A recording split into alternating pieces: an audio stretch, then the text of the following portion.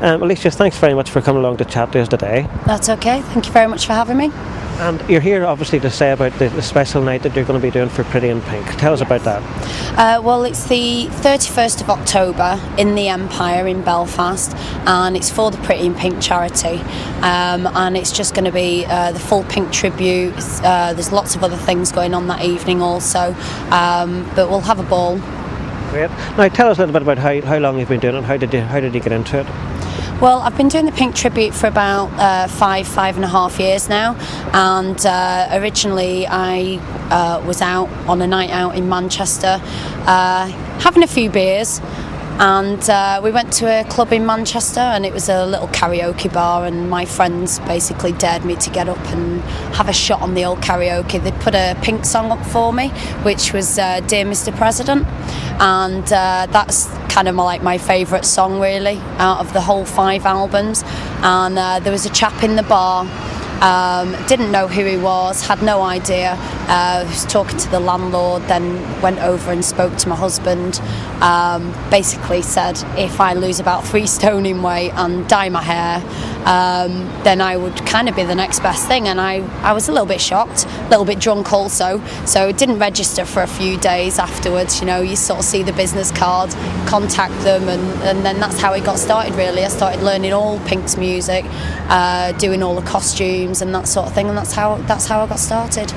Brilliant. And where did you actually get based in Northern Ireland? About 3 years now I've been here. We came over originally for 7 Pink gigs, and I've never left.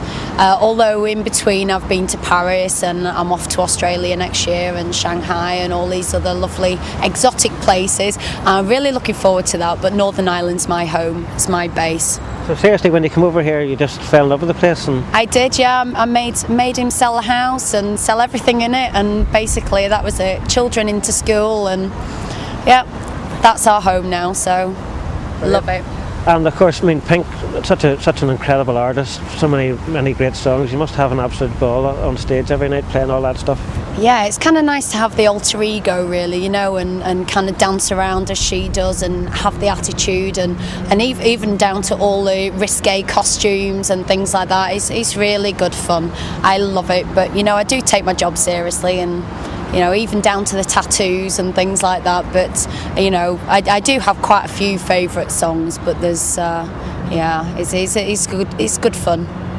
And of course, as you were saying earlier there, Alecia, this gig's coming up for Pretty in Pink, and it's Breast Cancer Awareness Month. I'm sure you're aware, as most young women are, that it is such a prevalent disease, and delighted to be doing your bit to raise awareness.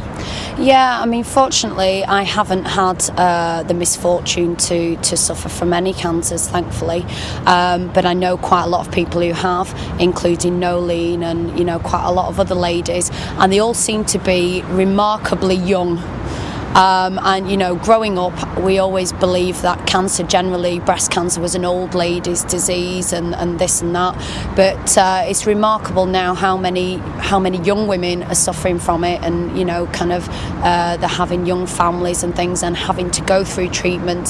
So it's a very important charity for me, really, you know, being a woman obviously, but no, I just think it is a very important part of life also, you know, and to be able to support those ladies that are suffering currently, and to help the charity generally in raising money and raising awareness.